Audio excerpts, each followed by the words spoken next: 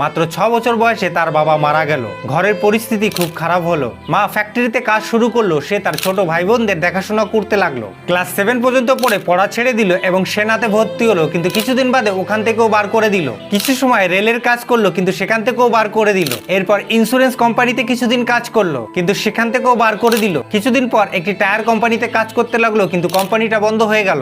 এখন তার 35 বছর বয়স ছিল, কিন্তু তার কাছে থাকার কোনো ঘর ছিল না এবং পকেট খালি ছিল। 40 বছর বয়সে এক পেট্রোল পাম্প কোম্পানি তাকে চালাতে দিল। তার সাথে সাথে সে খাবারও বিক্রি করতে লাগলো, যেখানে তার একটা চিকেন ডিশ ফেমাস হয়ে উঠলো। কিন্তু ডিপ্রেশনের কারণে পেট্রোল পাম্পও বন্ধ করতে হলো। 4 বছর বাদে সে একটি রেস্টুরেন্ট খুললো, কিন্তু আগুন লাগার কারণে সে রেস্টুরেন্টটিও পুড়ে গেল এবং তার জমাপুঞ্জি শেষ হয়ে গেল। এরপর সে ঋণ নিয়ে একটি নতুন লোকেশনে রেস্টুরেন্ট খুললো, কিন্তু হাইওয়ের কাজের জন্য সেটিকেও ভেঙে দেওয়া হলো। কিন্তু সে হার মানলো না। সে তার নিজের তৈরি করা ডিশ বেচার কথা পরিকল্পনা করলো, কিন্তু হাজারেরও বেশি হোটেল এবং রেস্টুরেন্ট তার ডিশটিকে পছন্দ করলো না। একদিন